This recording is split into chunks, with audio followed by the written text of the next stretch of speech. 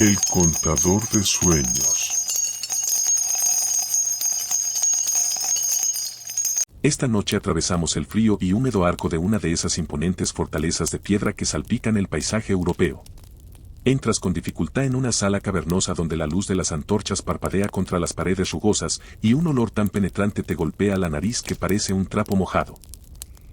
Ese olor es una mezcla embriagadora de sudor antiguo, paja mohosa, vinagre agrio y algo más que no logras identificar, una realidad a la que probablemente no sobrevivirás sin hacer una mueca al menos una vez.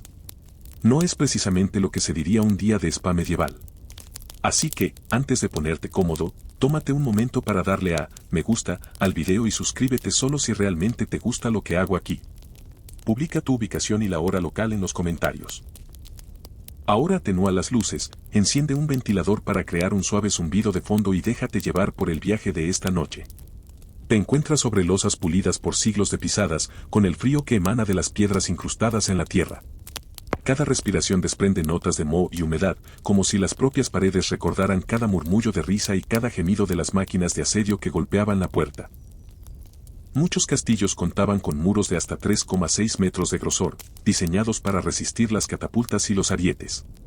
Pero esos mismos muros también absorbían la humedad y el olor como esponjas gigantes, un hecho que aún hoy sorprende a los visitantes. Los historiadores aún discuten si los habitantes medievales toleraban estos olores porque no tenían otra alternativa o porque creían que el hedor mantenía a raya a los espíritus malignos. Un remedio marginal consistía incluso en colgar racimos de cebollas en los pasillos para ahuyentar el aire nocivo, aunque los lugareños se quejaban de que simplemente cambiaba un olor por otro. Cuando tus fosas nasales presentan una queja formal, te das cuenta de que no es un olor que se puede eliminar. Junto a una mesa toscamente tallada y cubierta de paja hay un banco bajo. Esa ropa de cama, conocida como juncos, solo se cambiaba muy de vez en cuando y a menudo se barría directamente al suelo desnudo, donde se pudría bajo los pies. Caminas de puntillas con cuidado, para que no se forme un charco oculto de materia vegetal en descomposición bajo tus botas. Te pica la nariz como si pequeños trozos de paja te hicieran cosquillas en el interior del cráneo, una broma que tus senos paranasales se niegan a perdonar. Intentas imaginar a los nobles recostados en cojines de terciopelo en algún lugar más allá de esta penumbra, felizmente ajenos a la bomba de relojería biológica que tienen a sus pies. Más adentro, el humo de las antorchas se enrosca en el aire, mezclándose con ese olor fétido hasta que el aire se vuelve tan denso que podrías nadar a través de él. La chimenea de la fortaleza escupe un humo acre de leña que, al carecer de chimeneas modernas, se extiende sin filtrar por todos los rincones. Toses suavemente mientras tu garganta te recuerda que respirar es opcional, pero mal visto. Ojalá tuvieran bolsitas de lavanda, piensas. Pero incluso las flores se ahogarían en este huracán olfativo. Una alfombra roja raída, ahora gris por la suciedad, conduce a una enorme puerta, reforzada con hierro y tachonada. Sus bisagras crujen como una bestia herida cada vez que un guardia la abre de un empujón. El guardia se mantiene firme, gritando un saludo superficial que apenas registras porque tu cerebro está ocupado reproduciendo en bucle ese primer golpe en la nariz. La acústica del pasillo amplifica cada olfateo y cada estremecimiento, convirtiendo tu leve malestar en un drama sensorial en toda regla. Inclinas la cabeza, buscando aire más fresco, pero la única abertura es una estrecha ventana en lo alto. Entra una leve brisa, que trae un ligero aroma a lluvia o agua de río, pero es rápidamente consumida por el hedor que domina cada molécula. Te preguntas brevemente cómo alguien puede reunir el valor para ocupar este lugar. Día tras día, un sirviente pálido y taciturno pasa a tu lado, llevando un cubo de agua que parece la sopa de ayer. Luchas contra el impulso de preguntar si está limpia. En lugar de eso, tragas saliva y sigues adelante. A estas alturas, tu mente coquetea con la rebelión. Imaginas retroceder en el tiempo y elegir en su lugar una cabaña en la costa, con aire marino y canto de pájaros, en lugar de siglos de biología humana acumulada en cada grieta. Pero aquí estás. Y aquí te quedarás el tiempo suficiente para descubrir por qué esas piedras olían tan mal. Este hedor no es solo una broma del pasado, es un testimonio de la vida medieval, tan real e ineludible como el puente levadizo que cruzaste hace solo unos momentos. Atraviesas una puerta estrecha y entras en una cámara tenuemente iluminada, tus pasos resuenan en las losas irregulares mientras te acercas a un pequeño banco de madera apoyado contra la pared. Este es el garderobe, la versión medieval del baño moderno. Excepto que, en lugar de un inodoro de porcelana, tienes un asiento toscamente tallado con un agujero y una tabla de roble debajo que desaparece en la oscuridad. Miras hacia abajo y no ves nada más que oscuridad. No hay ningún remolino de agua que te tranquilice, solo un pozo enorme que ha acumulado desechos humanos durante décadas, tal vez siglos. Te reirías si no estuvieras inhalando el olor agrio del amoníaco, tan fuerte que te irrita las fosas nasales y te recuerda que las tuberías medievales no incluían ninguna mejora opcional. Esa corriente helada que se cuela por la ventana entreabierta trae aire frío y una fugaz promesa de frescura. Pero también trae consigo esporas de moho que prosperan en los pozos estancados. De hecho, muchos castillos construidos entre los siglos XII y XIV contaban con garderobes en las paredes exteriores para verter los desechos directamente en pozos negros o fosos, una innovación que ahorró a los nobles la tarea de retirarlos manualmente, pero que creó un problema diferente y más insidioso en la parte inferior. Los historiadores aún discuten si estos pozos negros se limpiaban o simplemente se dejaban crecer hasta que, de alguna manera, colapsaban bajo su propio peso. Imagínese la madera pudriéndose en el lodo, las paredes presionadas por una mezcla fermentada de excrementos y agua de lluvia, un caldo de cultivo perfecto para las bacterias. Sus dedos rozan la madera desgastada mientras cambia de peso, y el banco cruje de forma inquietante. Ese crujido delata el hecho de que el personal de mantenimiento probablemente tenía poco entusiasmo y aún menos conocimiento sobre higiene. Se rumorea que algunos residentes creían que un goteo constante de desechos humanos frescos impedía que las ratas invadieran los niveles inferiores del castillo. Aunque cualquiera que haya visto alguna vez una rata sabe que comen cualquier cosa, incluso entre ellas. Un remedio marginal consistía en empapar tiras de lino en vinagre y colgarlas de la puerta del baño, en un intento de enmascarar el hedor con la acidez. Te preguntas si el efecto era más repugnante que el olor original, cambiando un ataque olfativo por otro. Desde este punto privilegiado, puedes distinguir el parpadeo de la luz de las antorchas que baila en la pared del fondo. Pero el foso absorbe la mayor parte de ese resplandor.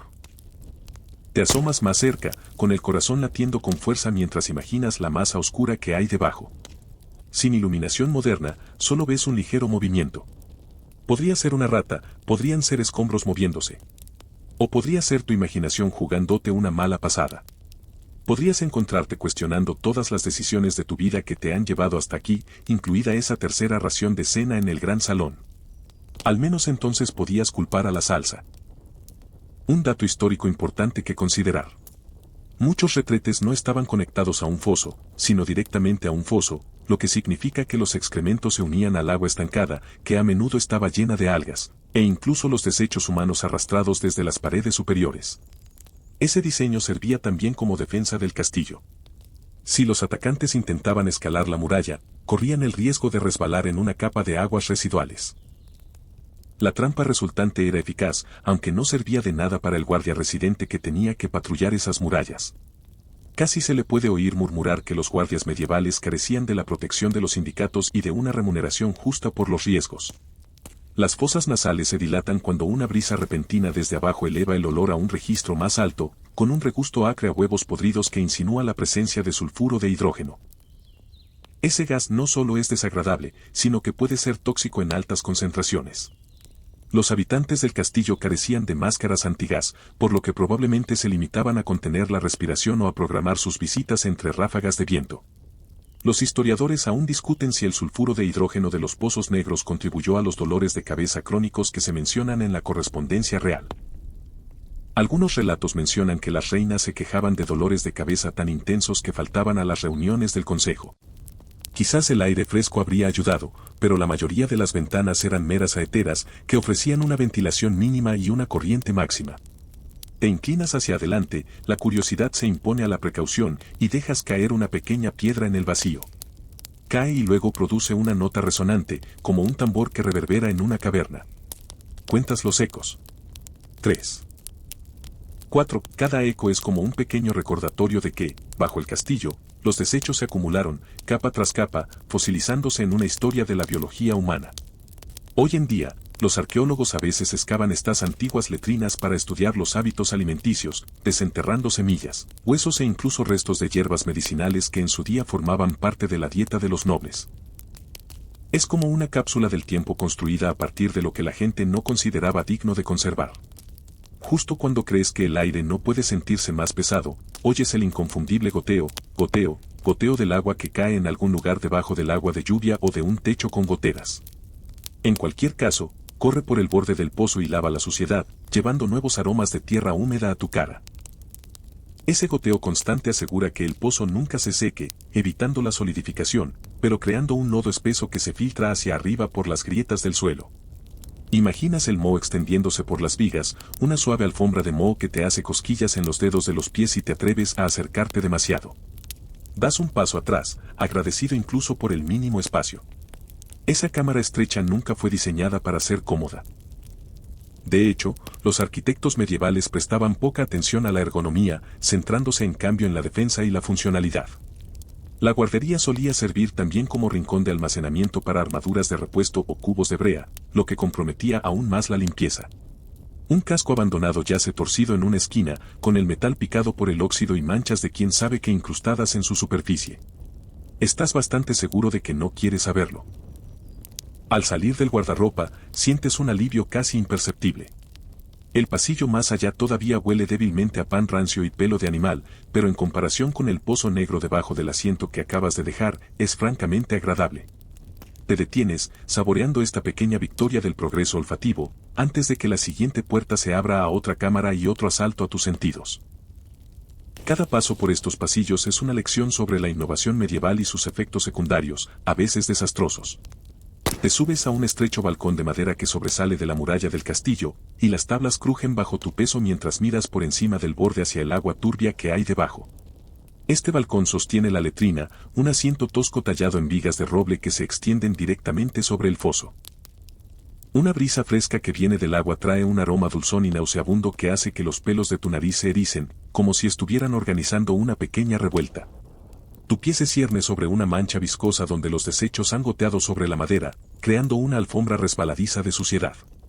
Parece como si todo el castillo se hubiera confabulado para convertir esta característica defensiva tan definitoria en un repugnante tobogán. Muchas fortalezas medievales adoptaron este diseño, con letrinas que sobresalían hasta medio metro más allá de la muralla para verter los desechos directamente en el foso, lo que ahorraba a los sirvientes una sucia tarea manual. Esta ingeniosa solución servía tanto para la eliminación de residuos como para la defensa del castillo, pero también significaba que cada tormenta convertía el foso en un caldo tóxico. Los lugareños a veces llamaban a ese caldo la sopa secreta del castillo, aunque rara vez se la servían a los invitados. Cuando caían fuertes lluvias, se veía como el agua contaminada con excremento se desbordaba por el borde de madera y se acumulaba en las almenas de abajo. Ese lodo acumulado tenía un olor característico compuesto por fibra en descomposición, estiércol de caballo procedente de los establos y desechos humanos mezclados en una cuba de fermentación. Un remedio marginal consistía en arrojar hierbas aromáticas como romero, lavanda e incluso eneldo al foso para enmascarar el hedor, aunque los informes sugieren que esto simplemente creaba un inquietante pantano herbal. Uno se pregunta si los invitados medievales se sentían más reconfortados o más asustados por el aroma de la supuesta lavanda fresca mezclada con las aguas residuales. El cóctel químico es potente. El amoníaco de la orina se mezcla con el sulfuro de hidrógeno de la materia en descomposición, produciendo un gas picante que puede dejarte sin aliento momentáneamente. El pecho se oprime al inhalar y se resiste la tentación de retirarse detrás del tapiz más cercano en busca de aire fresco, aunque esa tela probablemente albergue esporas de moho. Si alguien hubiera inventado un ambientador medieval, se habría pagado con gusto con monedas de oro. Sin embargo, la opción más cercana disponible era quemar ramas de enebro en el salón de abajo para crear una cortina de humo. Puede que pareciera espectacular, pero no servía para mejorar la calidad del aire. El foso se convierte en una trampa explosiva. Los atacantes que intentaban cruzarlo se quedaban atascados en el espeso lodo, incapaces de avanzar mientras sus armaduras resonaban y sus pulmones ardían. Con cada respiración entrecortada, casi se puede oír a un caballero sitiador maldecir bajo su yelmo mientras se hunde en el fango. Los historiadores aún discuten si la función del foso era principalmente militar o sanitaria, ya que algunos sostienen que su valor defensivo superaba cualquier preocupación por la higiene. Ese debate convierte los estudios sobre castillos en un juego de estrategia contra el olor. En el lado del castillo, los guardias se quejaban tan fuerte como cualquier invasor. Un cronista escribió sobre centinelas que se cubrían la cara con un paño empapado en vinagre, aunque esta práctica puede haber simplemente cambiado un olor desagradable por otro. Uno se imagina a un guardia patrullando al amanecer, con la máscara resbalándose, quejándose de que el servicio militar medieval no incluía protección para la nariz. Una peculiar anécdota cuenta que un señor exigía a sus caballeros que esparcieran hojas de menta trituradas sobre las almenas cada mañana, con la esperanza de disfrutar de un aroma mentolado antes del desayuno. Por desgracia, la menta no neutraliza los desechos humanos. Tus sentidos se tambalean cuando una repentina ráfaga sacude la madera bajo tus pies, llevando consigo un leve chirrido, tal vez una rata que corretea por el fango en busca de restos. La criatura se detiene, con los ojos brillantes mientras huele el fragante caos y luego se aleja disgustada. Te das cuenta de que estas letrinas, aunque ingeniosamente situadas, crearon un ecosistema de plagas que prosperaban gracias a los residuos del castillo. Las moscas zumban en densas nubes sobre el balcón, revoloteando como pequeños helicópteros preparándose para aterrizar. Sus alas tararean una burlona canción de cuna para tus fosas nasales. Te alejas del borde, agradecido por pisar tierra más firme. Ese balcón seguirá alimentando el foso horas después de tu partida, asegurando que el castillo siga defendido tanto por muros de piedra como por guerra biológica. Bajas por una estrecha escalera para llegar a la siguiente sala, preparándote para cualquier nuevo aroma que te espere. Cada giro profundiza tu aprecio por las tuberías modernas y, en silencio, empujas las pesadas puertas de roble de la cocina del castillo y te encuentras inmediatamente con una ráfaga de calor tan intensa que parece el aliento de un dragón. Las llamas rugen en un enorme hogar construido para asar a la parrilla, proyectando sombras titilantes sobre las paredes de piedra rugosa ennegrecidas por siglos de humo. Ollas del tamaño de tu cabeza burbujean con guisos tan espesos que podrían atascar la punta de una flecha, mientras que ganchos de metal suspendidos de vigas de madera sostienen trozos y trozos de carne, cuya grasa gotea sobre las brasas calientes con un silbido que acentúa el rugido constante del fuego. El aire es denso y pesado, salpicado de cenizas y atravesado por volutas de humo acre que se enroscan alrededor de tus tobillos antes de elevarse hacia las vigas. Respira profundamente y se arrepiente inmediatamente, sintiendo cómo se le oprime el pecho al saborear una mezcla de manteca carbonizada, aves asadas y humo de leña sin filtrar. Muchas cocinas de castillos del siglo XIV contaban con fogones de hasta 4,5 metros de ancho, diseñados para albergar varios asadores y calderos hirviendo a la vez, y a menudo se ubicaban en edificios anexos separados para reducir el riesgo de incendio. En la Torre del Homenaje. Los historiadores aún discuten si esta separación servía más para proteger a la nobleza de los peligros del aire o si simplemente permitía a los cocineros trabajar con más libertad sin preocuparse de que el hollín estropeara los tapices. Caminas con cuidado por las losas resbaladizas por la grasa, consciente de que incluso el suelo aquí absorbe los olores como una esponja, fermentándolos hasta que se concentran en un potente miasma que perdura mucho tiempo después de tu partida.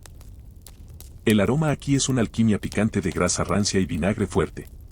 La grasa animal gotea y se evapora sobre las brasas, liberando un olor aceitoso que se te pega a las fosas nasales.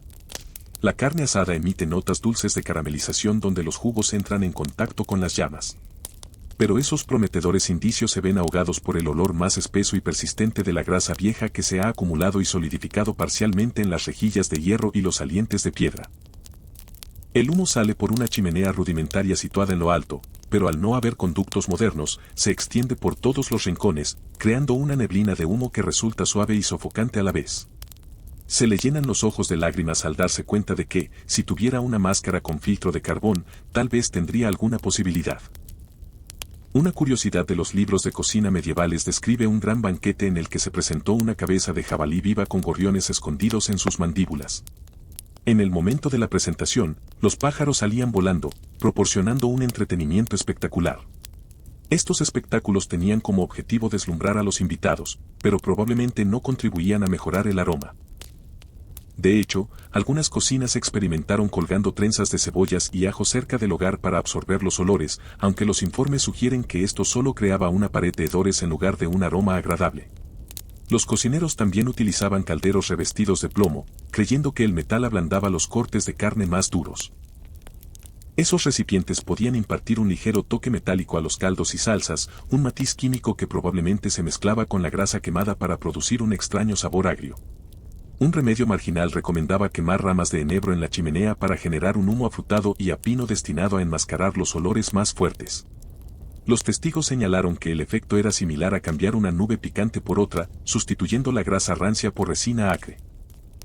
El control de plagas era mínimo. Las moscas pululaban sobre la carne expuesta, formando densas nubes sobre las mesas cubiertas de panes horneados y pescado salado. Las ratas correteaban por las vigas y se dejaban caer para inspeccionar los restos que quedaban en el suelo, mientras que los gatos hambrientos merodeaban entre los calderos con la esperanza de encontrar babosas o gachas derramadas. Casi se puede oír el suave tintineo de las garras de las ratas sobre la piedra mientras se lanzan hacia cualquier bocado. Cada criatura añadía su propio olor, un ligero aroma a almizcle procedente del pelaje de los roedores, un olor a tierra húmeda allá donde pisaban las patas de los gatos. Te pasas la mano por el cabello para ahuyentar a los insectos que zumban, pero tus dedos quedan pegajosos. A pesar del caos, reinaba el orden en cierta medida.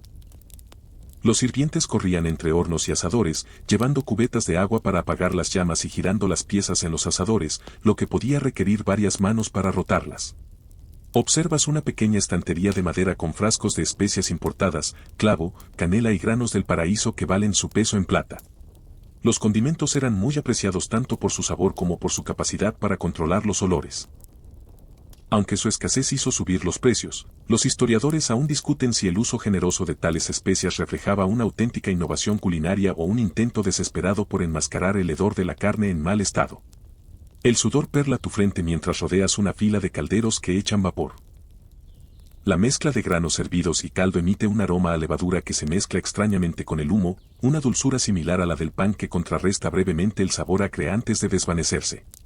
Te agarras al alféizar de piedra rugosa de una pequeña ventana y miras hacia afuera, anhelando una bocanada de aire fresco. Pero la más mínima brisa trae consigo un remolino de humo cargado de grasa, recordándote que aquí el aire nunca es realmente limpio. Tu lengua se siente seca y recubierta, como si hubieras chupado un trozo de madera carbonizada. Te aclaras la garganta y recuerdas que los cocineros medievales reutilizaban la grasa para untar la carne, lo que significa que los jugos rancios se volvían a aplicar sobre las articulaciones para que quedaran crujientes. Ese proceso cíclico garantizaba la claridad de las cocinas modernas y les habría desconcertado o disgustado. Si pensabas que nada podía saber tan mal como huele el aire, te equivocabas. Un solo bocado amargo de carne untada con manteca vieja y cuestionarías todas tus elecciones alimenticias. Finalmente, pasas junto a una mesa toscamente tallada donde te espera una ave sin desplumar. Al ensartar cada ave se desprende un ligero aroma a plumas húmedas que se mezcla con los aromas más fuertes. Por encima de ti, las manchas de humo se extienden por las vigas de madera, marcando años de ofrendas quemadas. Retrocedes hacia la puerta, agradecido por una reducción momentánea del calor. Tus botas dejan huellas tenues en un charco de caldo y grasa derramados que se solidificarán una vez que el fuego se apague. Sales de la cocina a un pasillo más fresco, con los sentidos aturdidos por el calor y la neblina. Tu piel aún hormiguea por la niebla aceitosa que cubría tus brazos. Jurás no volver a quejarte nunca más de un panqueque quemado o un microondas humeante, al menos hasta que olvides este infierno ardiente y maloliente del arte culinario medieval. Empujas una pesada puerta de roble y entras en una bodega de techo bajo cuyo aire húmedo se adhiere a tu piel como un manto mojado. Tus botas resuenan sobre los suelos de piedra tosca y resbaladiza por la humedad, mientras tus ojos se acostumbran a la luz parpadeante de las antorchas que bailan contra las paredes de piedra. El olor aquí es una embriagadora mezcla de moho, grano fermentado y algo parecido a calcetines sudados abandonados en un barril. Inhalas profundamente y te arrepientes de inmediato, tus fosas nasales organizan una huelga masiva que tu cerebro intenta desesperadamente ignorar. Los castillos solían almacenar los cereales en bodegas seguras para protegerlos tanto de los saqueadores como de los roedores. Un registro del siglo XIII señala que el castillo de Windsor albergaba más de 100 toneladas de trigo y cebada en su sótano, suficientes para alimentar a una guarnición durante meses. Esa práctica de almacenamiento dependía de temperaturas frescas y constantes, en torno a los 10 grados centígrados, pero también significaba que las fugas y la condensación creaban un caldo de cultivo ideal para el moho. Los historiadores aún discuten si los señores medievales daban prioridad a la refrigeración sobre la prevención de plagas, ya que algunos creían que dejar que las ratas se dieran un festín con el exceso de grano reducía la necesidad de deshacerse de él manualmente. Pasas la mano por un estante rugoso lleno de sacos de arpillera y sientes las fibras húmedas rozando tu piel. Una de las bolsas emite un sonido sordo, lo que indica que el grano que contiene ha comenzado a fermentar. Imaginas pequeñas levaduras festejando en cada grano, convirtiendo el almidón en alcohol hasta que la arpillera se hincha como un vientre abultado. Un remedio peculiar consistía en esparcir ortigas secas trituradas entre los sacos para ahuyentar a los gorgojos, aunque en la práctica probablemente solo añadía un sutil matiz herbáceo a cada pan horneado en el piso de arriba.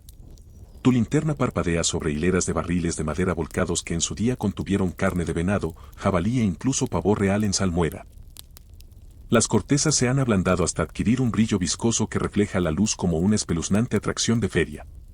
Te inclinas hacia adelante y percibes un olor a salmuera rancia, una nota agria que te pica en la garganta. Te preguntas si alguien escribió alguna vez a casa quejándose de que su cena sabía a pantano. Sus alas tararean una burlona canción de cuna para tus fosas nasales. Te alejas del borde, agradecido por pisar tierra más firme. Ese balcón seguirá alimentando el foso horas después de tu partida, asegurando que el castillo siga defendido tanto por muros de piedra como por guerra biológica. Bajas por una estrecha escalera para llegar a la siguiente sala, preparándote para cualquier nuevo aroma que te espere. Cada giro profundiza tu aprecio por las tuberías modernas y, en silencio, empujas las pesadas puertas de roble de la cocina del castillo y te encuentras inmediatamente con una ráfaga de calor tan intensa que parece el aliento de un dragón. Las llamas rugen en un enorme hogar construido para asar a la parrilla, proyectando sombras titilantes sobre las paredes de piedra rugosa ennegrecidas por siglos de humo. Ollas del tamaño de tu cabeza burbujean con guisos tan espesos que podrían atascar la punta de una flecha, mientras que ganchos de metal suspendidos de vigas de madera sostienen trozos y trozos de carne, cuya grasa gotea sobre las brasas calientes con un silbido que acentúa el rugido constante del fuego. El aire es denso y pesado, salpicado de cenizas y atravesado por volutas de humo acre que se enroscan alrededor de tus tobillos antes de elevarse hacia las vigas. Respira profundamente y se arrepiente inmediatamente, sintiendo cómo se le oprime el pecho al saborear una mezcla de manteca carbonizada, aves asadas y humo de leña sin filtrar. Muchas cocinas de castillos del siglo XIV contaban con fogones de hasta 4,5 metros de ancho, diseñados para albergar varios asadores y calderos hirviendo a la vez, y a menudo se ubicaban en edificios anexos separados para reducir el riesgo de incendio. En la Torre del Homenaje. Los historiadores aún discuten si esta separación servía más para proteger a la nobleza de los peligros del aire o si simplemente permitía a los cocineros trabajar con más libertad sin preocuparse de que el hollín estropeara los tapices. Caminas con cuidado por las losas resbaladizas por la grasa, consciente de que incluso el suelo aquí absorbe los olores como una esponja, fermentándolos hasta que se concentran en un potente miasma que perdura mucho tiempo después de tu partida. El aroma aquí es una alquimia picante de grasa rancia y vinagre fuerte. La grasa animal gotea y se evapora sobre las brasas, liberando un olor aceitoso que se te pega a las fosas nasales. La carne asada emite notas dulces de caramelización donde los jugos entran en contacto con las llamas. Pero esos prometedores indicios se ven ahogados por el olor más espeso y persistente de la grasa vieja que se ha acumulado y solidificado parcialmente en las rejillas de hierro y los salientes de piedra. El humo sale por una chimenea rudimentaria situada en lo alto, pero al no haber conductos modernos, se extiende por todos los rincones, creando una neblina de humo que resulta suave y sofocante a la vez. Se le llenan los ojos de lágrimas al darse cuenta de que, si tuviera una máscara con filtro de carbón, tal vez tendría alguna posibilidad. Una curiosidad de los libros de cocina medievales describe un gran banquete en el que se presentó una cabeza de jabalí viva con gorriones escondidos en sus mandíbulas.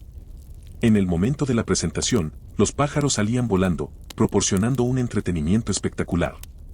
Estos espectáculos tenían como objetivo deslumbrar a los invitados, pero probablemente no contribuían a mejorar el aroma.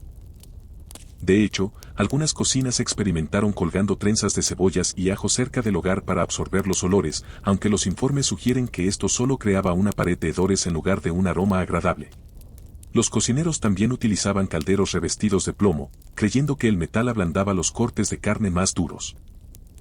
Esos recipientes podían impartir un ligero toque metálico a los caldos y salsas, un matiz químico que probablemente se mezclaba con la grasa quemada para producir un extraño sabor agrio. Un remedio marginal recomendaba quemar ramas de enebro en la chimenea para generar un humo afrutado y a pino destinado a enmascarar los olores más fuertes. Los testigos señalaron que el efecto era similar a cambiar una nube picante por otra, sustituyendo la grasa rancia por resina acre. El control de plagas era mínimo. Las moscas pululaban sobre la carne expuesta, formando densas nubes sobre las mesas cubiertas de panés horneados y pescado salado.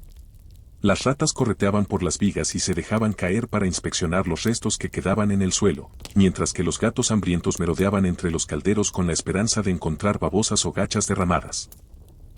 Casi se puede oír el suave tintineo de las garras de las ratas sobre la piedra mientras se lanzan hacia cualquier bocado. Cada criatura añadía su propio olor, un ligero aroma a almizcle procedente del pelaje de los roedores, un olor a tierra húmeda allá donde pisaban las patas de los gatos. Te pasas la mano por el cabello para ahuyentar a los insectos que zumban, pero tus dedos quedan pegajosos. A pesar del caos, reinaba el orden en cierta medida. Los sirvientes corrían entre hornos y asadores, llevando cubetas de agua para apagar las llamas y girando las piezas en los asadores, lo que podía requerir varias manos para rotarlas. Observas una pequeña estantería de madera con frascos de especias importadas, clavo, canela y granos del paraíso que valen su peso en plata. Los condimentos eran muy apreciados tanto por su sabor como por su capacidad para controlar los olores. Aunque su escasez hizo subir los precios, los historiadores aún discuten si el uso generoso de tales especias reflejaba una auténtica innovación culinaria o un intento desesperado por enmascarar el hedor de la carne en mal estado. El sudor perla tu frente mientras rodeas una fila de calderos que echan vapor.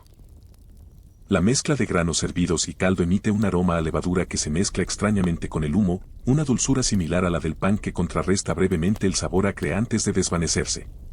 Te agarras al alféizar de piedra rugosa de una pequeña ventana y miras hacia afuera, anhelando una bocanada de aire fresco. Pero la más mínima brisa trae consigo un remolino de humo cargado de grasa, recordándote que aquí el aire nunca es realmente limpio. Tu lengua se siente seca y recubierta, como si hubieras chupado un trozo de madera carbonizada. Te aclaras la garganta y recuerdas que los cocineros medievales reutilizaban la grasa para untar la carne, lo que significa que los jugos rancios se volvían a aplicar sobre las articulaciones para que quedaran crujientes. Ese proceso cíclico garantizaba la claridad de las cocinas modernas y les habría desconcertado o disgustado. Si pensabas que nada podía saber tan mal como huele el aire, te equivocabas. Un solo bocado amargo de carne untada con manteca vieja y cuestionarías todas tus elecciones alimenticias. Finalmente, pasas junto a una mesa toscamente tallada donde te espera una ave sin desplumar. Al ensartar cada ave se desprende un ligero aroma a plumas húmedas que se mezcla con los aromas más fuertes. Por encima de ti, las manchas de humo se extienden por las vigas de madera, marcando años de ofrendas quemadas. Retrocedes hacia la puerta, agradecido por una reducción momentánea del calor. Tus botas dejan huellas tenues en un charco de caldo y grasa derramados que se solidificarán una vez que el fuego se apague. Sales de la cocina a un pasillo más fresco, con los sentidos aturdidos por el calor y la neblina. Tu piel aún hormiguea por la niebla aceitosa que cubría tus brazos. Jurás no volver a quejarte nunca más de un panqueque quemado o un microondas humeante, al menos hasta que olvides este infierno ardiente y maloliente del arte culinario medieval. Empujas una pesada puerta de roble y entras en una bodega de techo bajo cuyo aire húmedo se adhiere a tu piel como un manto mojado. Tus botas resuenan sobre los suelos de piedra tosca y resbaladiza por la humedad, mientras tus ojos se acostumbran a la luz parpadeante de las antorchas que bailan contra las paredes de piedra. El olor aquí es una embriagadora mezcla de moho, grano fermentado y algo parecido a calcetines sudados abandonados en un barril. Inhalas profundamente y te arrepientes de inmediato, tus fosas nasales organizan una huelga masiva que tu cerebro intenta desesperadamente ignorar. Los castillos solían almacenar los cereales en bodegas seguras para protegerlos tanto de los saqueadores como de los roedores. Un registro del siglo XIII señala que el castillo de Windsor albergaba más de 100 toneladas de trigo y cebada en su sótano, suficientes para alimentar a una guarnición durante meses. Esa práctica de almacenamiento dependía de temperaturas frescas y constantes, en torno a los 10 grados centígrados, pero también significaba que las fugas y la condensación creaban un caldo de cultivo ideal para el moho. Los historiadores aún discuten si los señores medievales daban prioridad a la refrigeración sobre la prevención de plagas, ya que algunos creían que dejar que las ratas se dieran un festín con el exceso de grano reducía la necesidad de deshacerse de él manualmente. Pasas la mano por un estante rugoso lleno de sacos de arpillera y sientes las fibras húmedas rozando tu piel. Una de las bolsas emite un sonido sordo, lo que indica que el grano que contiene ha comenzado a fermentar. Imaginas pequeñas levaduras festejando en cada grano, convirtiendo el almidón en alcohol hasta que la arpillera se hincha como un vientre abultado. Un remedio peculiar consistía en esparcir ortigas secas trituradas entre los sacos para ahuyentar a los gorgojos, aunque en la práctica probablemente solo añadía un sutil matiz herbáceo a cada pan horneado en el piso de arriba. Tu linterna parpadea sobre hileras de barriles de madera volcados que en su día contuvieron carne de venado, jabalí e incluso pavo real en salmuera. Las cortezas se han ablandado hasta adquirir un brillo viscoso que refleja la luz como una espeluznante atracción de feria. Te inclinas hacia adelante y percibes un olor a salmuera rancia, una nota agria que te pica en la garganta. Te preguntas si alguien escribió alguna vez a casa quejándose de que su cena sabía a pantano. Al menos así se podía rechazar educadamente repetir. Un murmullo de agua que se filtra por las grietas acompaña al goteo de la condensación del techo. Pequeños arroyuelos se acumulan en charcos poco profundos, fusionándose en un charco estancado que refleja la luz de las antorchas en oro líquido. Caminas con cuidado para evitar un paso en falso que te dejaría chapoteando en un palmo de agua maloliente. Algunas bodegas contaban con zanjas de drenaje rudimentarias, pero sin una limpieza regular, se obstruían rápidamente. Los arqueólogos que excavan los sótanos de los castillos suelen descubrir jarras prehistóricas medio sumergidas en el limo, conservadas como grotescas cápsulas del tiempo. Pasas junto a un estante con jamones ahumados colgados de ganchos de hierro. La superficie de la carne está salpicada de moho azul verdoso, un desarrollo intencionado que, según se dice, protege la carne subyacente. Una creencia marginal afirmaba que ciertas variedades de moho podían repeler los insectos portadores de la peste cuando los jamones se volvían a colgar en las viviendas. No estás convencido de que llevar una banda de jamón maloliente mejore tu día, aunque podría disuadir a un comensal demasiado entusiasta. Más allá de la carne, ves jarras de barro con verduras encurtidas cuya salmuera se ha vuelto turbia. Las zanahorias, antes brillantes como el sol, ahora nadan en una niebla de sedimentos que se agita como el sedimento en el caldero de una bruja. No te atreves a probar el líquido. Recuerdas que, en la Edad Media, los encurtidos a veces incluían vinagre derivado de vino viejo, que podía impartir un sabor metálico si la fermentación salía mal. Traga saliva, agradecido por la ironía de que un método destinado a preservar la vida pudiera dejar tras de sí algo que huele ligeramente a monedas oxidadas. Un banco bajo junto a la pared del fondo sostiene panés redondos de centeno y cebada cuyas cortezas se han ablandado hasta convertirse en capas esponjosas. Una hogaza se rompe al tocarla, liberando un aroma tan intenso que te hace llorar los ojos. Imaginas la miga ennegrecida al cortarla, masticada por las esporas de moho hasta convertirla en un pastel duro. Un panadero medieval podría haber rayado las partes más afectadas y haber servido el resto a los pobres, aunque sospechas que los afortunados se quedaron con la corteza, donde el moho no había llegado a afianzarse. Tus dedos rozan un polvoriento libro de contabilidad colocado sobre una caja, cuyas páginas de pergamino enumeran las raciones mensuales asignadas a los nobles y sirvientes. Una entrada señala que en 1324 el mayordomo del castillo se quejó de que 2 barriles de pescado salado se habían echado a perder, una costosa pérdida que provocó un acalorado debate entre los monjes contables. Los historiadores aún discuten si las tasas de deterioro alcanzaron el 30% o si los escribas simplemente exageraron las pérdidas para asegurar presupuestos más elevados. Te agachas para inspeccionar un nido de ratas volcado entre los sacos. Fresas ennegrecidas y trozos de grano roídos cubren el suelo de piedra. El cráneo de una rata solitaria revela su destino final, víctima de una trampa o del veneno. Los vendedores medievales abundaban en trofeos tan macabros, trofeos que hablaban de la incómoda alianza entre las necesidades de almacenamiento y el control de los roedores. Una peculiar anécdota sugiere que algunos cocineros de castillos dejaban intencionadamente frascos de miel sin tapar para distraer a los ratones con el dulzor, mientras que los graneros permanecían sellados. ¿Era una idea brillante o estaba condenada a provocar una pequeña plaga de hormigas? Los registros no son claros. Un leve zumbido resuena a través de la piedra, tu propio latido, o quizás los susurros de las paredes húmedas. Te levantas y te estiras, sintiendo el frío presionando tus huesos. Ese frío opresivo era bienvenido en verano, pero en invierno te entumecía el alma. Algunas bodegas contaban con braseros para calentar baños de sal para curar el pescado, pero ese calor a menudo deformaba los soportes de madera y provocaba un secado desigual, cambiando un problema por otro. Tus fosas nasales se dilatan cuando el aire cambia, trayendo una nueva capa de olor, la podredumbre ligeramente dulce del vino descompuesto por la levadura errante. Un pequeño nicho alberga barriles rotos que antes se utilizaban para vino de mesa y aguamiel.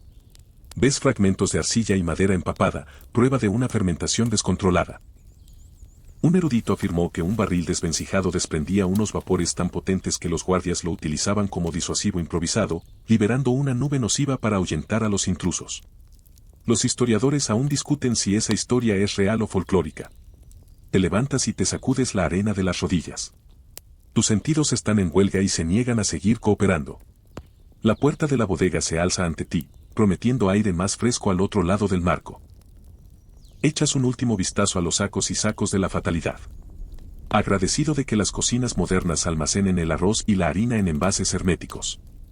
Abres la puerta y entras en un pasillo que huele a tierra húmeda e historia, aún así mucho mejor que las pesadillas fermentadas. Empujas una pesada puerta de roble y entras en el granero, similar a los establos del castillo, donde el olor te golpea como una fiesta de bienvenida medieval que ha salido terriblemente mal. La paja cruje bajo tus botas mientras recorres los estrechos pasillos entre los establos, cada uno de ellos tallado toscamente en vigas de roble incrustadas de estiércol seco. El aire es denso y pesado, una mezcla embriagadora de amoníaco y heno agrio que te pica en la nariz, como si alguien hubiera exprimido un puñado de detergente para la ropa y te lo hubiera echado en la cara. De todos modos, inhalas, porque la curiosidad no te permite dar marcha atrás tan pronto. Filas de caballos están de pie en establos oscuros, con la cabeza gacha y los ojos entrecerrados, como si se hubieran acostumbrado a sus fábricas de fertilizante personales. Cada animal produce entre 15 y 20 kilos de estiércol al día, y con un establo que alberga hasta 50 monturas, eso suma casi una tonelada métrica de excrementos por la que estás caminando. Es una maravilla que los caballeros se molestaran en pulir sus armaduras cuando podían deslizarse por el suelo sobre una tabla de paja rancia y bolitas de estiércol. Te preguntas si lo llamaban Equestrian Sledgeland, y se reían hasta que recordaban lo que era respirar. Las paredes de piedra rodean el espacio, pero no ofrecen piedad. La humedad de la paja empapada se filtra por cada grieta, alimentando una alfombra de bacterias que desprende gases picantes. El sulfuro de hidrógeno burbujea en el heno húmedo, golpeando tu nariz con un puñetazo de huevo podrido a intervalos irregulares. Te oprime el pecho y luchas contra el impulso de contener la respiración. Los historiadores aún discuten si los maestros de cuadras medievales reconocían los riesgos para la salud, ya que algunas fuentes afirman que las enfermedades respiratorias entre los mozos de cuadra eran tan comunes como las pezuñas rotas. Pasas por encima de una zanja poco profunda excavada en el suelo de piedra para drenar el agua, pero está medio llena de residuos semilíquidos que brillan a la luz de las antorchas. Un hilo de agua de una canaleta con goteras cae en la zanja, mezclando gotas frescas con el resto y creando un lodo espeso que amenaza con empapar tus botas. Un remedio peculiar consistía en alojar gansos junto a los caballos, creyendo que sus excrementos absorberían la humedad de manera más eficaz, aunque en la práctica probablemente solo añadía otra capa de olor a ave al asunto. Casi puedes oír el graznido de los gansos, probablemente protestando por su inesperada compañía junto a animales más pesados. Cada puerta del establo tiene una pequeña trampilla de madera por donde los mozos de cuadra echaban paja fresca, pero se observan capas y capas de lecho viejo compactado en una alfombra enmarañada que a estas alturas debe de estar medio podrida. Esa paja que antes absorbía la orina ahora libera amoníaco en oleadas constantes, un hedor que se adhiere a la tela como una maldición. Te pasas la manga por la nariz, solo para que absorba el olor y te lo devuelva cada vez que te mueves. Es como llevar una insignia que proclama, sobrevivía la letrina medieval sobre 4 patas. Por encima de ti, las vigas se comban bajo el peso de más paja almacenada, heno e incluso sacos de grano de repuesto. Algunos castillos almacenaban el forraje en desvanes situados directamente encima del establo, una disposición destinada a ahorrar espacio, pero que también garantizaba que, si se producía alguna fuga, el líquido goteaba directamente en los establos. Debajo. Una gota en tu hombro se siente cálida y pegajosa, probablemente aceite de pezuña o puré de cebada fermentada. Te la limpias y esperas que no sea una poción para practicar yoga equino accidental. Te detienes ante un gran abrevadero lleno de agua que parece más un caldo de caballo que un lugar para refrescarse. En él flotan trozos de heno, mezclados con una fina capa de aceite que hace que la superficie brille como una discoteca en un pantano. Un único sirviente desafortunado está echando agua fresca en el abrevadero, salpicando el suelo de piedra y removiendo el lodo. Te saluda con la cabeza sin sonreír, con la nariz fruncida como si estuviera conteniendo un grito. Ojalá tuviera la protección del sindicato para las víctimas de la nariz. Un coro constante de relinchos bajos y masticaciones satisfechas llena el establo, puntuado por algún que otro resoplido que envía un aliento cálido a tu alrededor. Los caballos producen metano al digerir el grano grueso, y esa nube invisible añade una suave neblina amarilla que no se ve, pero que sin duda se inhala. Casi se puede imaginar formando una aura pálida alrededor de cada animal, como una sala VIP no deseada de flatulencias. 3 chistes ligeros sobre ti, si quisieras un aroma característico, sería este. La colonia medieval nunca se pondría de moda, y pagarías mucho dinero por embotellar esta esencia de flatulencia feudal. Un poste de madera polvoriento sostiene un soporte con lámparas de aceite cuya luz baila en las paredes, pero también resalta cada montón de estiércol. Ves un trozo de corazón de manzana pegado a una pezuña. Alguien debe de haber intentado endulzar el heno rancio. Al parecer, un caballero anónimo creía que alimentar a los caballos con bellotas asadas reducía el olor de su estiércol, aunque los informes sugieren que solo provocaba fuegos artificiales digestivos en lugar de una mejora aromática. Casi puedes oír a su escudero quejarse por tener que limpiar. Al adentrarte en el establo, ves una pequeña estantería de madera tallada en la pared donde antes se guardaban especias y hierbas. Ramitas de romero y lavanda colgaban en manojos para enmascarar los aromas más agresivos. En cambio, se marchitaron y añadieron una capa de hierbas polvorientas que solo enturbió aún más el perfil olfativo.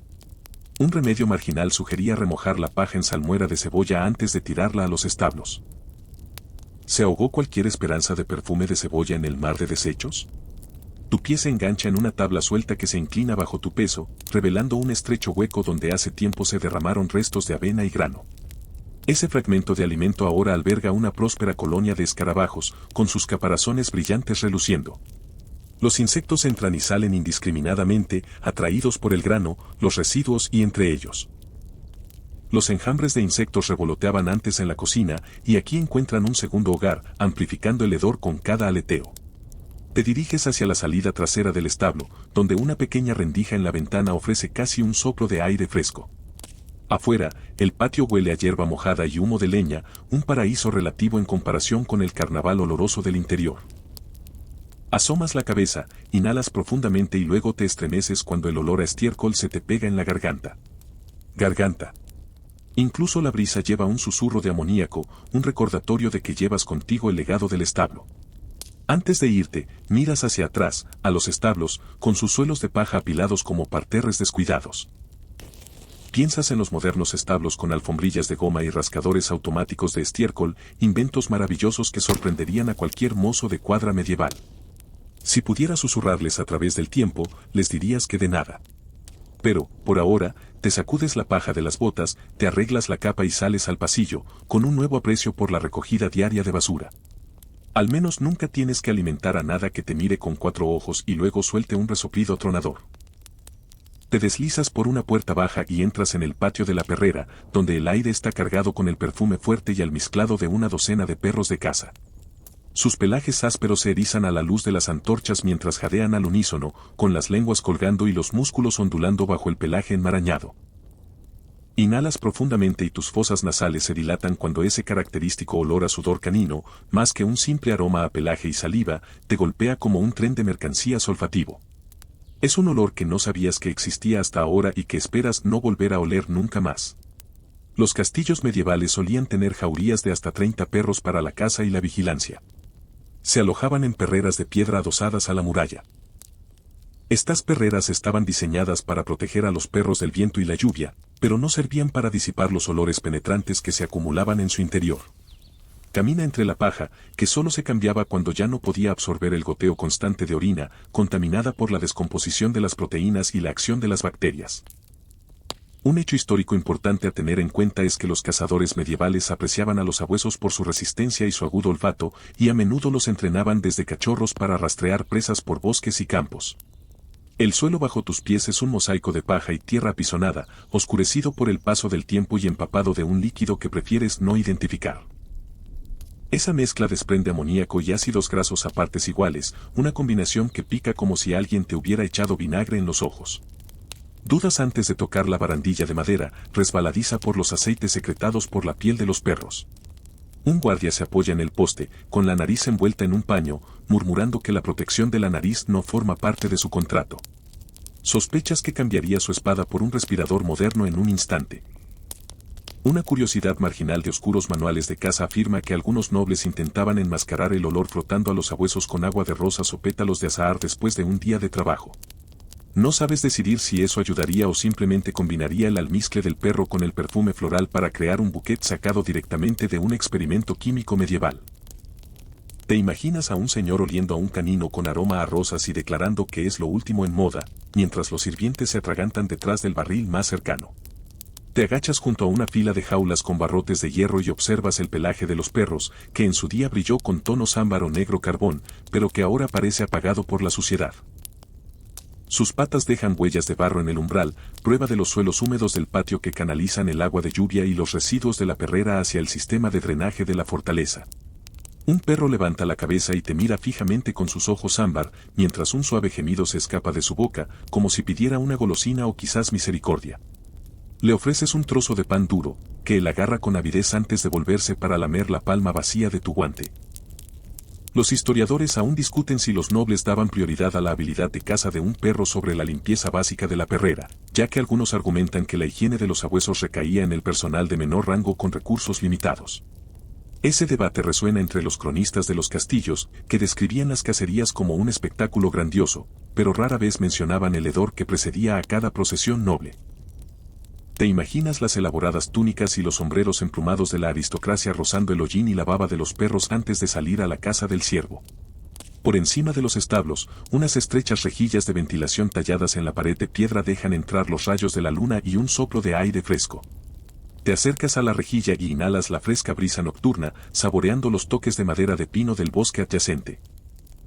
Por un momento, imaginas escapar de esta cámara canina y respirar aire nocturno sin adulterar.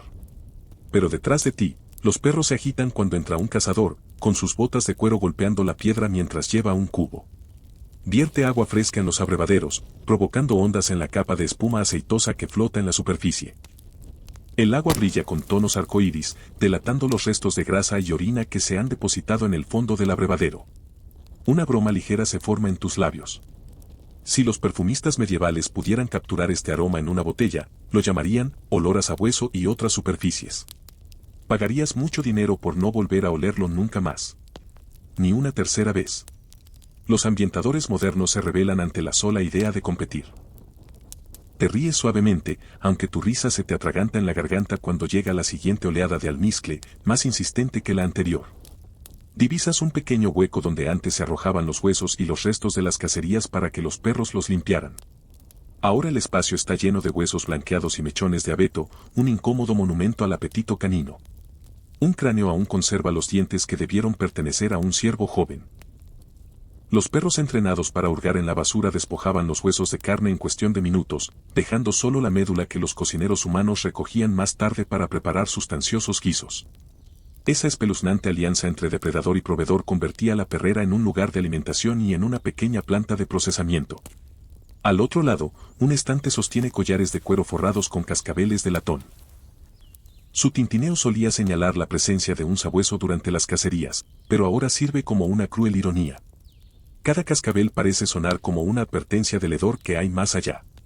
Un cazador toma un collar y lo agita, y los cascabeles resuenan por toda la perrera como si se burlaran de tu situación.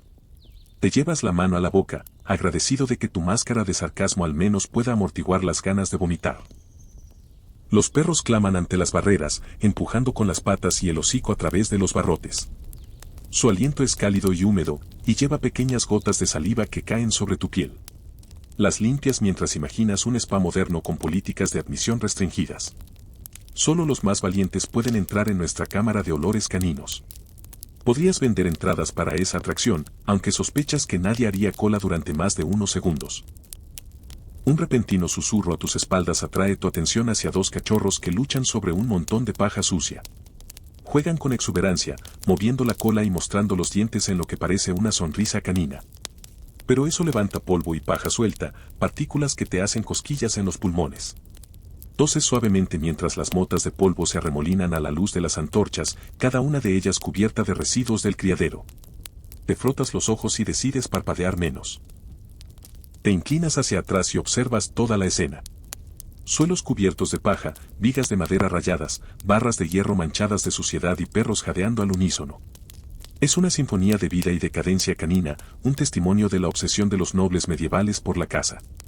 Te preguntas cómo convencían a los invitados para que siguieran esos olores a través de los pasillos del castillo de camino al gran salón. Por fin te diriges a la salida, levantando un remolino de paja y polvo con cada paso. Te detienes en la puerta y respiras por última vez el aire de la perrera, grabando en tu mente cada nota agria y sudorosa. Afuera, el patio huele a piedra húmeda y los troncos de pino quemados son un perfume que ahora te resulta agradable. Vuelves a atravesar la puerta baja y sientes como el alivio inunda tus sentidos al dejar atrás el aroma primitivo de la perrera. Te subes a la muralla almenada y te inclinas sobre la piedra rugosa, mirando hacia el foso que abraza el castillo como una mascota no deseada. El agua es una sopa verde turbia, mitad flor de algas y mitad desechos humanos, con trozos de paja, restos de verduras y alguna que otra astilla de madera flotando en una corriente lenta. Inhalas un aroma húmedo y terroso, como si el estanque se hubiera dejado cocer al sol del verano y luego se hubiera metido a la sombra antes de que terminara de cocerse. No es el tipo de tratamiento de spa al que te apuntaste. Los fosos solían excavarse con una anchura de hasta 6 metros y una profundidad de 3 metros, creando una barrera que podía contener decenas de miles de litros de agua, suficientes para repeler a los invasores y eliminar los residuos, al menos en teoría. Algunas crónicas del castillo mencionan que los vigilantes abrían las compuertas semanalmente para dejar entrar agua fresca de los arroyos cercanos, pero ese intercambio intermitente no servía para evitar la proliferación de algas que cubrían la superficie. Se veían grupos de alfombras de color verde brillante flotando, cada una de ellas un pequeño ecosistema de cianobacterias y esporas vegetales. Se veían algunos patos resistentes chapoteando en las aguas poco profundas, con las plumas enmarañadas de limo. Los habitantes del castillo a veces introducían aves acuáticas en el foso para que se alimentaran de larvas e insectos, creyendo que una flotilla de limpiadores graznadores ayudaría a mantener el agua más limpia. En la práctica, los patos solo añadían sus propios excrementos a la mezcla, creando un círculo vicioso biológico de suciedad. Un remedio peculiar consistía en arrojar fardos de pieles de animales al foso para absorber los aceites y la grasa. Las pieles tenían que ser tragadas con cuidado o se convertían en gigantescas bombas fétidas. Silenciosamente juras no ofrecerte nunca como voluntario para la tarea de recuperar las pieles. Tus dedos rozan un trozo de mampostería cubierto de una capa de musgo y agua estancada. El musgo prospera gracias a la humedad constante y los nutrientes que se filtran de las paredes, creando una suave alfombra en la línea de flotación. Imaginas a los albañiles medievales sacudiendo la cabeza ante esta invasión verde, ya que la piedra húmeda puede desmoronarse y comprometer las defensas. Los historiadores aún discuten si los ingenieros revestían intencionadamente algunos fosos con arcilla para reducir las filtraciones o si simplemente aceptaban los derrumbes ocasionales como el precio de la higiene. Una brisa repentina ondula la superficie del foso, esparciendo granos gastados de recientes incursiones y alguna que otra rata medio devorada que flotaba demasiado cerca de la superficie. Tiemblas al ver un roedor boca arriba, con las garras aún remando bajo la superficie del agua. Las burbujas de descomposición se escapan en pequeños anillos espumosos, cada uno de los cuales libera una nota agria de proteína en descomposición que te golpea las fosas nasales. Te recuerdas a ti mismo que las enfermedades transmitidas por el agua eran muy frecuentes en la Edad Media. La gente bebía cerveza o vino en cada oportunidad para evitar esos riesgos biológicos. Los médicos medievales solían recetar cerveza con una cucharadita de canela molida como medicina para matar los microbios invisibles, una versión primitiva del desinfectante con especias. Te asomas más y entrecierras los ojos para ver la torre cubierta de musgo al otro lado del foso. Pequeñas rayas oscuras recorren sus paredes, evidencia de filtraciones por las saeteras y las troneras de arriba. Esos chorritos transportan aguas residuales durante los asedios, enviando corrientes grises al foso. Los soldados apostados en los parapetos podían ver cómo se alejaban los residuos, un sombrío recordatorio de que cada defecación contribuía al alcantarillado improvisado del castillo. Se te ocurre una broma ligera: si quisieras un aroma característico, podrías embotellarlo y llamarlo «o de foso medieval».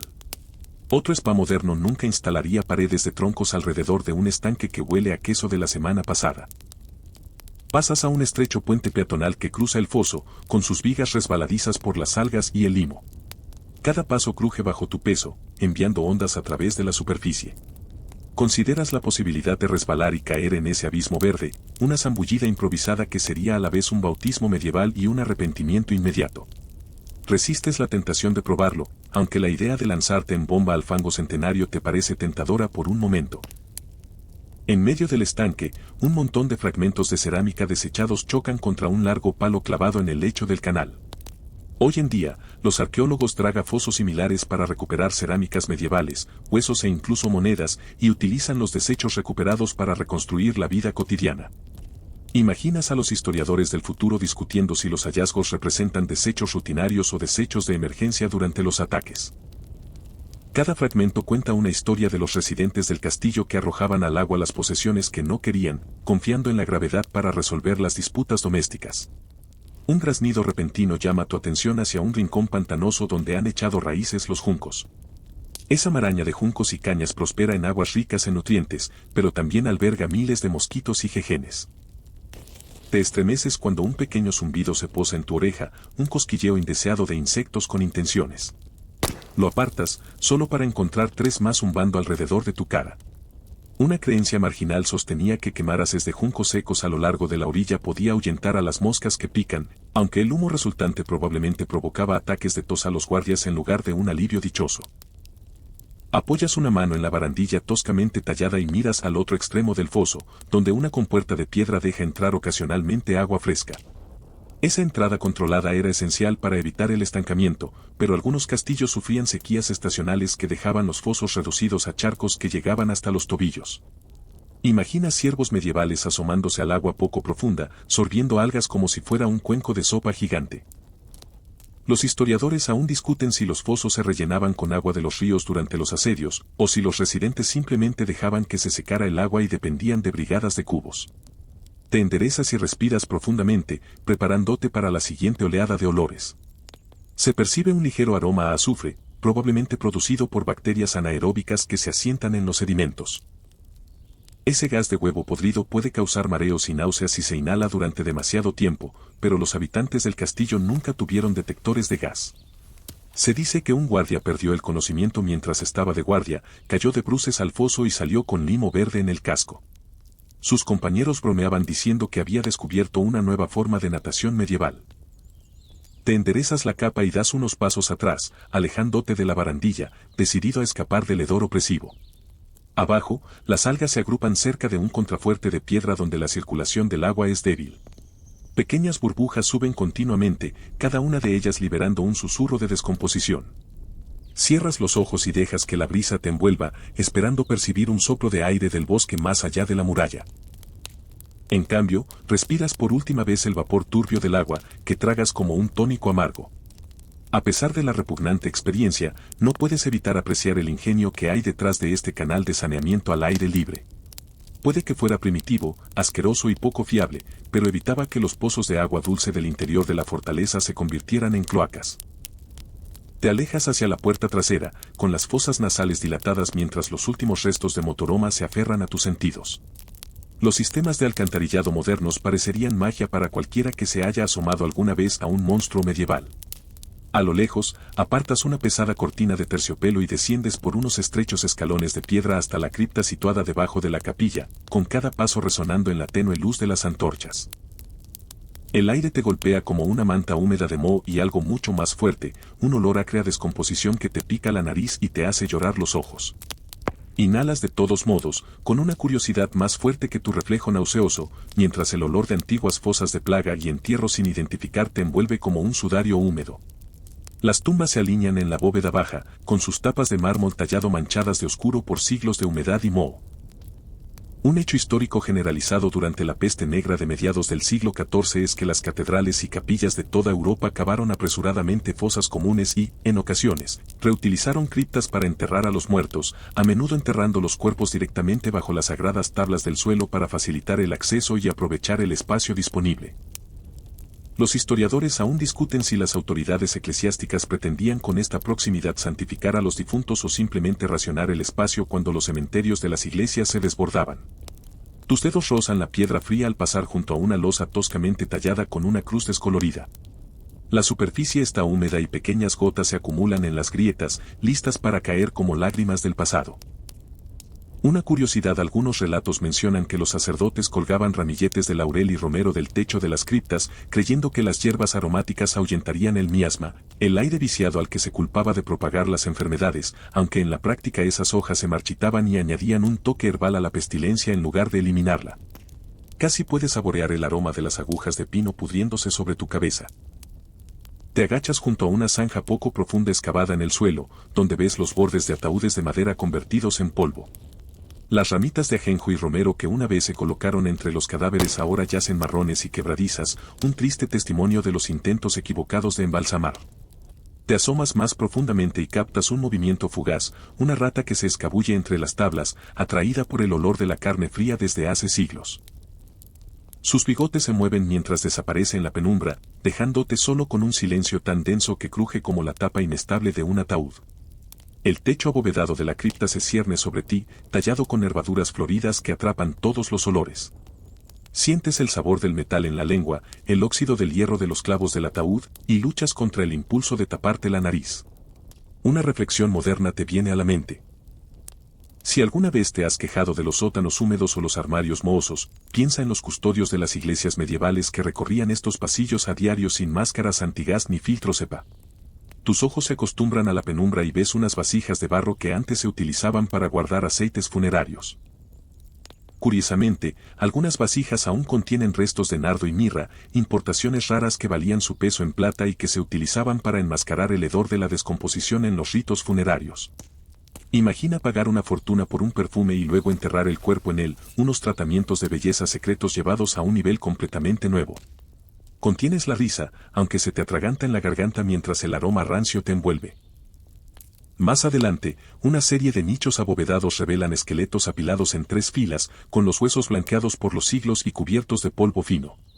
Observas las motas flotando a la luz de las antorchas, cada partícula portadora de un susurro de gérmenes antiguos.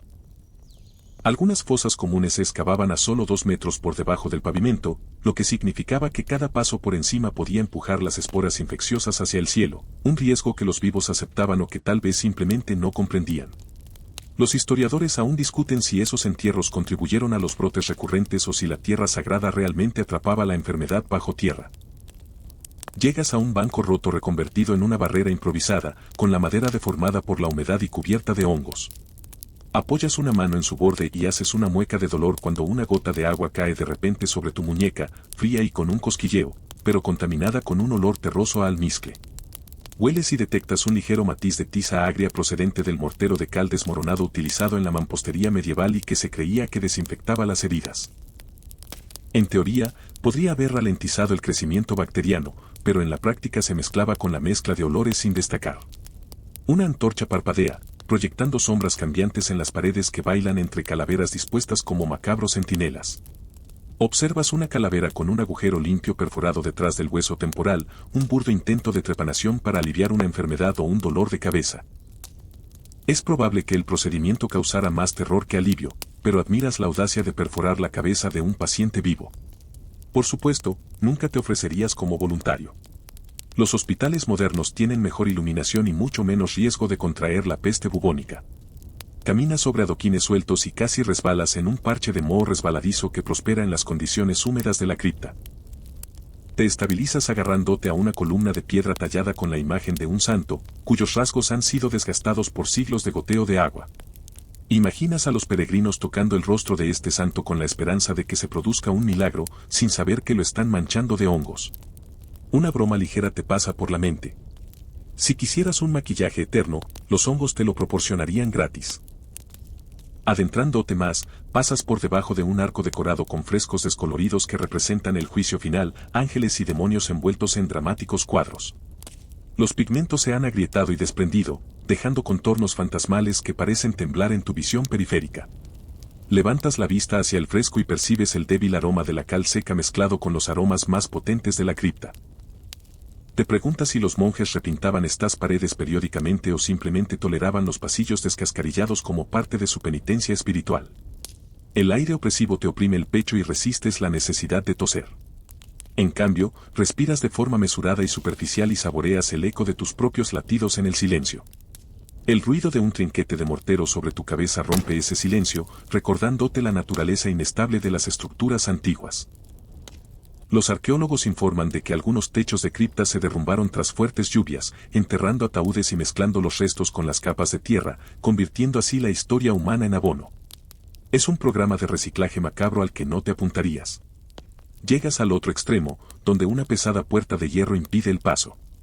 Las barras oxidadas brillan a la luz de las antorchas mientras empujas contra ellas, medio esperando que se resistan, pero se abren con un gemido renuente. El aire fresco entra a raudales desde la capilla de arriba, una ráfaga bienvenida que huele a incienso y humo de velas en lugar de podredumbre. Atraviesas la puerta, dejando atrás la cripta, y sientes una ola de alivio inundar tus sentidos.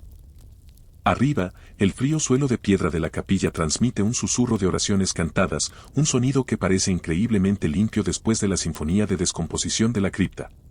Antes de volver a la luz, te detienes y echas un último vistazo a los pasillos hundidos de abajo. Una última oleada de tierra mohosa y carne antigua se eleva, recordándote que la muerte y la descomposición estaban tan entretejidas en la fe medieval como la doctrina. Sales, agradecido de que tus huesos sigan intactos, y asciendes hacia el santuario iluminado por velas, llevando contigo un nuevo aprecio por la ventilación, el embalsamamiento y el simple acto de decir, descansa en paz, sin interpretación literal. Entras en una cámara abovedada donde las paredes están cubiertas con pesados tapices de lana cuyos patrones descoloridos alguna vez mostraron escenas de caza y amor cortés. Tus pasos sobre las losas resuenan a medida que te acercas, y el aire se vuelve denso con un olor húmedo y mohoso que se adhiere a cada fibra. Respiramos y sentimos un sabor agrio a moho mezclado con un ligero toque de tintes vegetales descoloridos, como si hubiéramos olido profundamente la ropa húmeda que ha permanecido en un armario cerrado durante semanas. No es el aroma refinado que imaginabas cuando pensabas en el lujo medieval. Estos tapices eran preciadas posesiones importadas de los talleres flamencos en el siglo XIV y a menudo medían hasta 6 metros de ancho para cubrir toda la superficie de las paredes. Un hecho histórico comúnmente aceptado es que la nobleza encargaba estos textiles tanto para mostrar su riqueza como para aislar las frías paredes de piedra y retener el calor durante los meses de invierno. Pasas los dedos por el borde inferior de uno de ellos, donde la lana se ha suavizado y adquirido un brillo grasiento por haber sido manipulada por generaciones de dedos nobles y personal de servicio. Se siente como terciopelo recubierto de polvo húmedo. Al acercarte, notas pequeñas motas de polvo blanco que salpican la superficie, que es moho que prospera en el aire húmedo del castillo. Los historiadores aún discuten si los tapices medievales se limpiaban o simplemente se rotaban cuando las esporas se volvían demasiado abundantes. Algunos cronistas mencionan que se aireaban los tapices en las murallas del castillo durante la guerra, en las mañanas cálidas y ventosas, aunque esta práctica parece haber sido más un ritual que una solución fiable. Casi se puede imaginar a una sirvienta arrastrando ese pesado peso por una escalera de caracol solo para colgarlo sobre las almenas, probablemente maldiciendo entre dientes todo el tiempo. El olor se intensifica, transformándose en un perfume acre de tierra húmeda y fibras vegetales en descomposición bajo la nariz. Las fosas nasales se revelan, recordándonos que este era el pináculo del diseño interior medieval. Un remedio peculiar sugerido por un manual doméstico del siglo XV consistía en frotar el reverso de los tapices con pieles de cuero suave antes de volver a colgarlos, con la esperanza de que los aceites del cuero repelieran la humedad y el moho. En la práctica, probablemente solo cambiaba un olor por otro, sustituyendo el olor a hongos lanudos por el olor a cuero seco. Te imaginas a un señor oliendo un tapiz tratado con cuero y pensando, mucho mejor. La luz del sol se filtra a través de las estrechas ventanas, captando las motas de polvo que flotan perezosamente antes de posarse sobre la lana. Ves manchas verde pálido y azul donde el moho ha corroído el tinte. Una creencia marginal sostenía que colgar ramitas de romero seco detrás de los tapices les infundiría una fragancia herbal, pero las plantas se marchitaban rápidamente y añadían un fuerte matiz de abono a la mezcla. Tose suavemente al pisar un parche raído, agradecido de que nadie haya bordado una advertencia para los visitantes torpes. Tu mirada se dirige hacia arriba, donde los tapices se unen al techo, sostenidos por una fila de ganchos de hierro forjado. Allí, la tela está húmeda y cuelga contra la fría piedra, filtrando la humedad en los huecos sin mortero. El agua gotea intermitentemente de los pliegues, cayendo sobre tu hombro con un frío chapoteo que deja una raya gris en tu capa. Te la limpias y saboreas una nota amarga de cal procedente del polvo del mortero. Te recuerdas a ti mismo que los albañiles medievales a veces mezclaban conchas trituradas con la cal para darle más resistencia, aunque ahora esas partículas solo contribuyen a la mezcla de olores del tapiz. Debajo de las costuras, cuelga el fleco del tapiz, enredado y enmarañado. Te agachas para inspeccionar el borde y encuentras pequeñas larvas de escarabajo retorciéndose entre los hilos sueltos. Esas plagas se alimentan de lana, dejando atrás una alfombra de excrementos sedosos que atrapan el polvo e intensifican el olor. Se te ocurre una broma ligera. Si quisieras una instalación de arte viva, estos insectos te la proporcionan gratis. Se te ocurre una segunda broma. Los museos modernos cerrarían esta exposición antes del desayuno. Y una tercera, nada dice alta cultura como compartir tu sala de estar con 10.000 crías de escarabajo.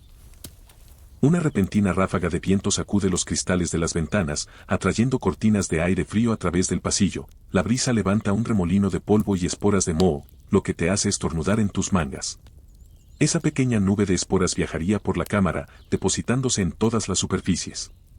Te das cuenta de que los habitantes del castillo inhalaban estas partículas nocivas a diario sin filtros de aire ni medicamentos para la alergia. Un comentario moderno te recuerda que debes quejarte menos de la temporada del polen. Te apartas para estudiar el diseño del tapiz, una noble escena de casa representada con ricos hilos dorados y carmesíes que se han apagado hasta convertirse en marrones y verdes turbios. Imaginás cómo, en el momento de tejerlo, los colores brillaban a la luz de las antorchas como vidrieras. Ahora la escena parece un cuadro fantasmal salpicado de moho. El diario de un sirviente menciona el uso de paños empapados en vinagre para limpiar suavemente la superficie. Aunque el vinagre puede degradar los tintes y puede haber acelerado el color, estos intentos de conservación a menudo creaban más problemas de los que resolvían. A mitad del tapiz, ves un pequeño desgarro donde la tela se une a la pared. Mete un dedo dentro del desgarro y encuentra unos listones de madera rugosos detrás, cubiertos de moho negro. Ese moho creció en el pequeño espacio entre la tela y la fría piedra, invisible hasta que ese pequeño desgarro te permitió echar un vistazo detrás de la cortina. Presionas la palma de la mano contra el listón y saboreas la madera húmeda mezclada con algo rancio y casi dulce. Es el olor de la descomposición oculta, un recordatorio de que incluso los tapices más grandiosos pueden ocultar peligros biológicos. Das un paso atrás hacia el centro de la sala y cierras los ojos, obligándote a inhalar profundamente. El aroma resultante es una mezcla compleja. Moho de lana, aceites animales, polvo mineral y el más leve susurro de cualquier inmundicia que alguna vez goteó por estas paredes. Paredes. Imaginas a los nobles paseando junto a estos tapices con sus finas túnicas, tal vez comentando el arte sin mencionar el hedor. Te preguntas si contenían la respiración cada vez que pasaban, cambiando la conversación cortés por el alivio respiratorio. Un pequeño rayo de sol incide sobre un pequeño medallón bordado cerca de la parte inferior. Representa un grifo mítico en un campo de flores de lis. Te agachas para examinar las costuras y descubres que algunos hilos están resbaladizos por un residuo aceitoso desconocido, posiblemente grasa animal, utilizado para sellar la obra. Un remedio marginal afirmaba que recubrir los bordes de los tapices con aceite de pescado ahuyentaba a las polillas y los escarabajos de las alfombras. Puede que funcionara, pero el aceite de pescado se estropea rápidamente, lo que atrae más moho y un olor a pescado rancio que dura mucho más que los insectos. Te ríes en voz baja ante lo absurdo de estas estrategias de limpieza, aunque tus pulmones se quejan con cada respiración. Los medidores de humedad no llegarían hasta siglos más tarde, por lo que los cuidadores medievales se basaban en la intuición y en el método de prueba y error. Algunos cronistas señalan que los tapices colgados cerca de las chimeneas se conservaban mejor, ya que el calor reducía la humedad. Sin embargo, el calor también hacía que las fibras de lana se volvieran quebradizas y provocaba que los tintes se corrieran. Los historiadores aún discuten si rotar los tapices según la estación era un método de conservación intencionado o simplemente una forma de mostrar diferentes tapices a los invitados a cenar. Enderezas y cepillas las fibras sueltas de tu capa, sintiendo el cosquilleo de la lana en tu cuello. Piensas en el aislamiento térmico moderno, que se basa en paneles de yeso y materiales sintéticos, y en lo fácil que habría sido sustituir estas reliquias malolientes por algo más limpio y menos agresivo para el sistema olfativo. Pero entonces te perderías el dramatismo de entrar en un gran salón y sentir cada puntada de la historia presionando tus sentidos. Finalmente, te alejas del tapiz cubierto de moho y cruzas el salón hacia una pequeña ventana. La abres y dejas que una ráfaga de aire frío recorra la cámara, llevándose las esporas persistentes y ofreciendo un soplo de aire fresco nocturno. Saboreas ese alivio momentáneo, disfrutando del aroma a pino fresco y piedra húmeda en lugar del olor a lana podrida. Haces una pausa, agradecido por el fugaz contraste, antes de darte la vuelta para explorar el siguiente rincón de esta fortaleza apestosa. Bajas por una escalera de caracol que conduce a la estructura inferior de la torre del homenaje, donde la fría piedra te oprime por todos lados. El aire está cargado del olor mineral de la piedra caliza húmeda, pero debajo de él se cuela otra nota, el olor agrio y terroso de la madera que comienza a pudrirse en la humedad. Tus botas resuenan en los escalones resbaladizos por la condensación mientras sigues la curva hacia abajo, escuchando las gotas de agua que caen constantemente desde el techo abovedado hacia charcos invisibles debajo. La mayoría de los castillos medievales dependían de vigas de madera para reforzar los techos y los pisos, incluso en las zonas dominadas por la piedra. Esas vigas, a menudo cortadas de roble o castaño, absorbían la humedad de las paredes y los techos, que goteaban constantemente. A lo largo de décadas, la madera se ablandaba, se comba y desarrollaba un moho que desprendía un olor similar al del cuero mojado que se deja demasiado tiempo en un sótano. Un hecho histórico generalmente aceptado es que muchas grandes torres del homenaje de los siglos XIII y XIV tuvieron que ser reformadas con vigas de sustitución cada pocas décadas porque las originales se debilitaban y apestaban a podredumbre mucho antes de romperse. Los historiadores siguen discutiendo si los albañiles dejaban deliberadamente espacios de aire entre la piedra y la madera para facilitar el secado, o si esos espacios solo empeoraban las corrientes de aire y el crecimiento de moho. Pasas por un arco bajo y entras en un pasillo de servicio. Las paredes son resbaladizas al tacto. Una estrecha zanja de drenaje recorre el suelo, llena de agua que se mueve lentamente y que tiene un tono marrón debido a los sedimentos. La superficie está tranquila, pero cada pocos metros se ven pequeñas burbujas que suben a la superficie al escapar los gases de lodo que hay debajo. Se percibe un ligero olor a azufre cuando una burbuja estalla con su aroma a huevo podrido, mezclándose con el olor a madera de arriba. La combinación de aromas recubre la garganta como un trapo húmedo, haciendo que cada trago sea una lenta negociación con el estómago. A lo largo de las paredes, la luz de las antorchas revela rayas de moho verde y negro que se extienden hacia arriba, pintando bandas irregulares donde gotea la condensación. Pasas la palma de la mano por una sección de la pared y queda resbaladiza, salpicada de arena. Un remedio marginal utilizado por los cuidadores medievales consistía en frotar las paredes con cal cada primavera, creyendo que la mezcla alcalina desinfectaría y blanquearía la superficie. Aunque la cal podía matar algunas esporas, a menudo dejaba un residuo calcáreo que se mezclaba con el olor a podredumbre para formar un regusto alcalino persistente. Frotas los dedos y sientes la arena molida en tu piel como arena en polvo. Tus oídos captan un leve gemido desde arriba, el crujir de las vigas cuando el piso de arriba se mueve. Bajo pies invisibles, cada gemido de la madera tensionada resuena como una voz en peligro. Miras hacia arriba, medio esperando que una viga se astille y llueva una lluvia de polvo. Algunos cronistas describen a los sirvientes caminando de puntillas por ciertos pasillos por la noche, temiendo que sus pasos provocaran un derrumbe. Otros bromeaban con tristeza diciendo que, si las vigas no los aplastaban, el olor sí lo haría. Te detienes junto a un poste de madera incrustado profundamente en la piedra, con la superficie picada y llena de pequeños agujeros. Las carcomas se dan un festín aquí, dejando un ligero polvo de excrementos en la base, como una duna en miniatura de descomposición. Te agachas para inspeccionar el montón e inhalas un aroma ligeramente dulce y mohoso, celulosa en descomposición mezclada con detritus de insectos. Una broma ligera te viene a la mente. Si esto fuera una fragancia, se llamaría podredumbre número 5. Se te ocurre otra. Los carpinteros medievales habrían dado su bota izquierda por una botella de sellador moderno y una tercera. Cualquier caballero que tropezara con estos excrementos podría suponer que el lugar había brotado dunas de arena instantáneas para crear un efecto dramático. Más adelante en el pasillo, una trampilla de madera se abre a un espacio reducido donde se acumulan el polvo, tablones y herramientas sin usar. Asomas la cabeza y te recibe una ola de aire tan viciado y agrio que tienes que retroceder. Ese espacio no tiene ningún flujo de aire y cada respiración sabe a esporas de moho mezcladas con resina. Una práctica peculiar de la época consistía en almacenar vigas de repuesto recubiertas de grasa animal, creyendo que la grasa repelería a los insectos.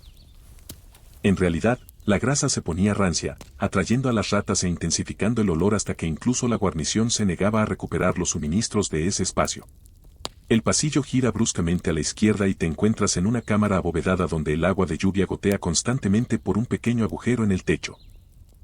Cada gota cae con un suave chapoteo en un cubo de madera poco profundo colocado para recoger el agua, aunque el cubo en sí huele mal por las algas que crecen en su interior. Te inclinas y detectas un ligero olor metálico, posiblemente procedente de los clavos oxidados de las duelas del cubo. Los sirvientes medievales a veces utilizan esta agua para lavar herramientas, sin saber que el agua estancada y cargada de minerales puede oler peor que las propias herramientas. Por encima de ti, las vigas vuelven a crujir, acompañadas de una ligera lluvia de polvo. Te lo sacudes del pelo y miras hacia la salida, por donde se cuela un tenue rayo de luz del día. El aire junto a esa salida parece más limpio, teñido por el viento frío del exterior. Te detienes un momento, sintiendo el contraste entre la humedad y la quietud que hay detrás de ti y la corriente más fresca que hay delante. El olor a madera mohosa y piedra sudorosa permanece en tu ropa, un recuerdo no deseado que te acompañará durante el resto de tu viaje. Echas un último vistazo al pasillo goteante y a las vigas combadas, maravillándote de cómo los constructores medievales construyeron fortalezas tan vastas con herramientas limitadas, solo para ver cómo su obra se combaba, se agriaba y se pudría a cámara lenta. Cada crujido de la madera y cada ráfaga de moho cuenta una historia de resistencia e impermanencia. Te diriges hacia la luz del día, parpadeando cuando la corriente de aire atrapa tu capa y arrastra consigo un ligero olor a madera húmeda que ni siquiera el ingenio medieval pudo borrar.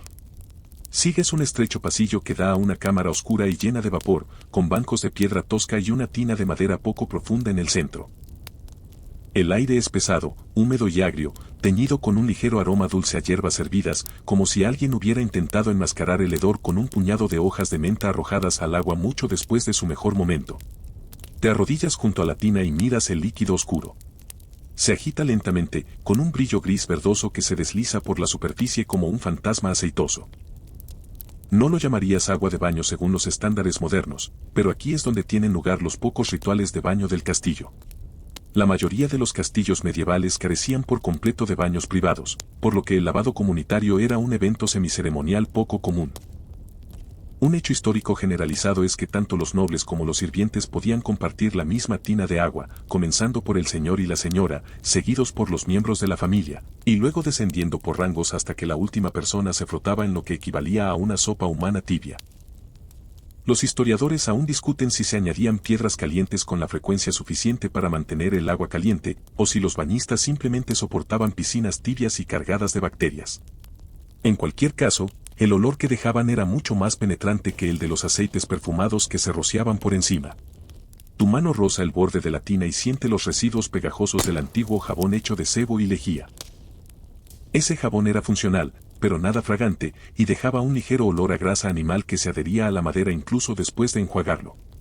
Una curiosidad marginal de un libro de contabilidad doméstico del siglo XIV describe cómo se echaban pétalos de violetas y caléndulas secas en el agua del baño, afirmando que levantaban el ánimo y ocultaban los olores más agresivos. En la práctica, las flores se hundían rápidamente, se volvían marrones y se pudrían junto con la suciedad que dejaban los bañistas. El vapor se enrosca alrededor de tus tobillos mientras una sirvienta trae un cubo de agua fresca y lo vierte en la tina. El sonido resuena en la habitación y, con él, se intensifica el olor a sudor fermentado de quienes se bañaron antes. Observas que la sirvienta se tapa la nariz mientras trabaja, con el rostro pálido. Lleva otro cubo lleno de cerveza caliente, un sustituto habitual del jabón que se cree que suaviza la piel. El aroma de la cerveza con levadura se une al del sebo y el sudor, formando una mezcla embriagadora, casi mareante, que te hace dar vueltas la cabeza. En los estantes de madera a lo largo de la pared hay toallas de lino finas, con los bordes rígidos y manchadas por el uso repetido. Tomas una y desprende un olor húmedo y a humedad que se te mete en los dedos. Estas toallas rara vez se lavaban con algo más fuerte que el agua fría del río, lo que solo fijaba los olores a moho y aceites humanos. Una broma ligera te pasa por la mente. Las ratas merecen descuentos en el alquiler por su decoración interior y un tercio más. Los gatos de fuera deben de estar organizando una huelga. Te acercas a una fila de sacos viejos apilados contra la pared del fondo. Uno se ha derrumbado, derramando granos que brillan débilmente a la luz de las antorchas. Pequeños escarabajos se arrastran entre los granos, con sus caparazones reflejando el parpadeo. Y mientras se abren paso entre los granos, su débil y acre olor añade otra nota a la mezcla, más fuerte que el trasfondo almizclado de los roedores.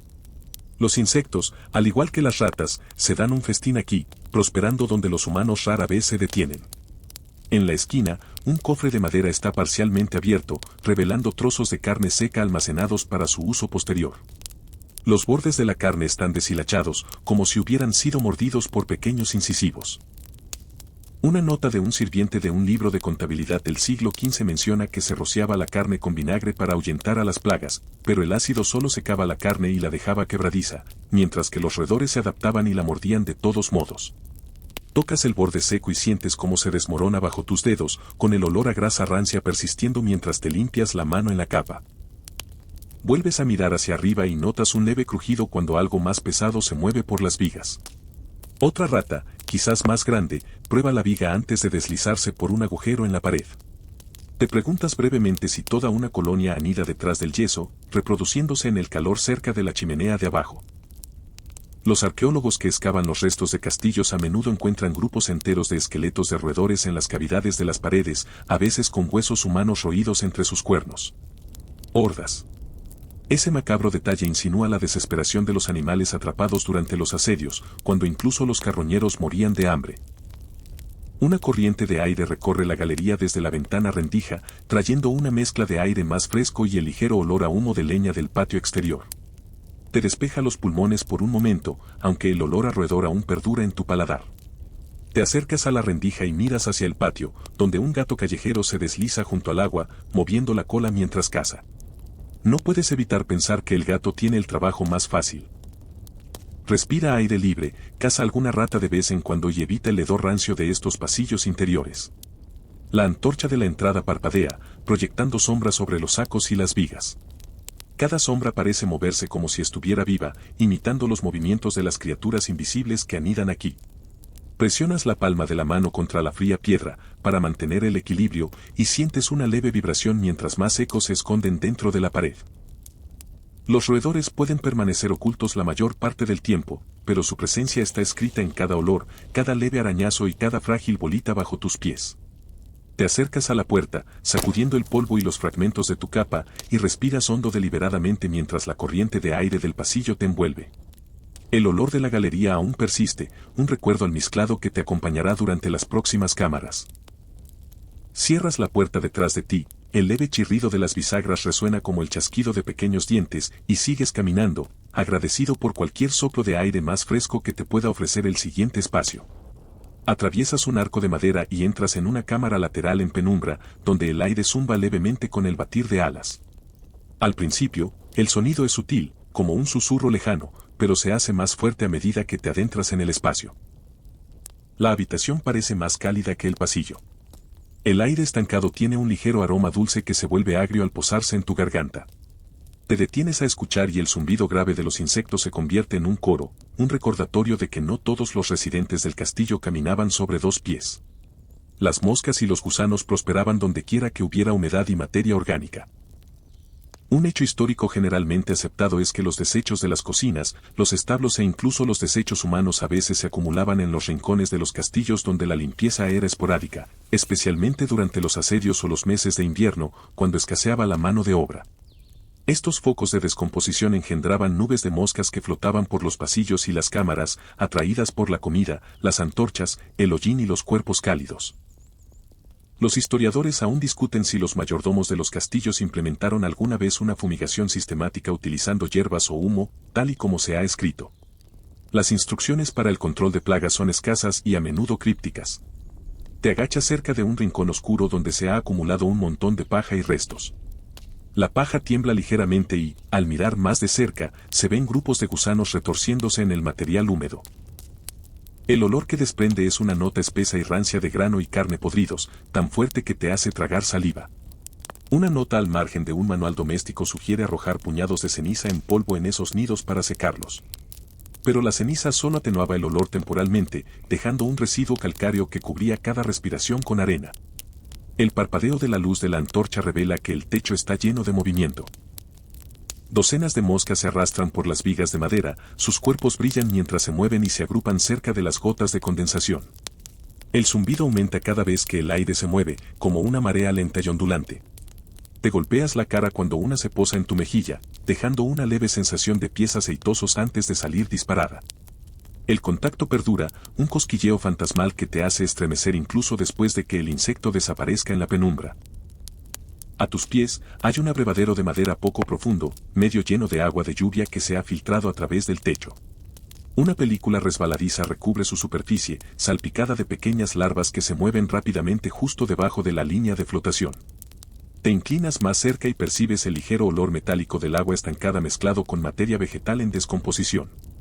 Una broma ligera cruza tu mente. Si los castillos medievales tuvieran una bebida especial, esta sería el cóctel de la casa y otras superficies. Los mosquitos podrían haber sido los verdaderos guardianes del confort real. Y un tercio podría vender boletos para una experiencia de spa con gusanos, pero solo a aquellos que realmente se odiaban a sí mismos. En una esquina, un pequeño montón de huesos que quedaron de un festín reciente ha sido arrojado a una caja de madera. Los huesos están resbaladizos y tienen un ligero brillo, y entre ellos se arrastran grupos de escarabajos, cuyas caparazones hacen un suave clic al moverse. Cada vez que los escarabajos se mueven, se eleva un ligero olor almizclado teñido con la dulzura de la putrefacción. golpeas un hueso con la bota y observas como una oleada de pequeñas patas se escabulle hacia las sombras, dejando atrás solo el suave y rítmico golpeteo de las mandíbulas. En lo alto, las vigas sostienen manojos de hierbas secas, lavanda, ajenjo y menta destinados a repeler las plagas. Sus colores, antes vivos, se han apagado y sus aromas se han desvanecido hasta convertirse en un aroma frágil y polvoriento. Las hierbas añaden un ligero toque amargo al aire, pero no sirven para ahuyentar a las moscas que revolotean perezosamente alrededor de tu cabeza. Una creencia marginal de algunos registros del castillo sugería quemar estas hierbas en pilas para crear un humo aromático, pero los sirvientes se quejaban de que el humo los asfixiaba mucho antes de que los insectos se dispersaran. Te acercas a una estrecha ventana entreabierta por la que se filtra una tenue luz diurna. La brisa trae el olor más intenso de la tierra húmeda y el musgo del exterior, cortando brevemente el aire más pesado. Por un momento, cierras los ojos y saboreas esa frescura, incluso mientras el zumbido de las alas resuena en tus oídos. Cuando los abres, una nube de moscas baila en el haz de luz, sus cuerpos convirtiéndose en pequeñas motas negras contra el pálido resplandor.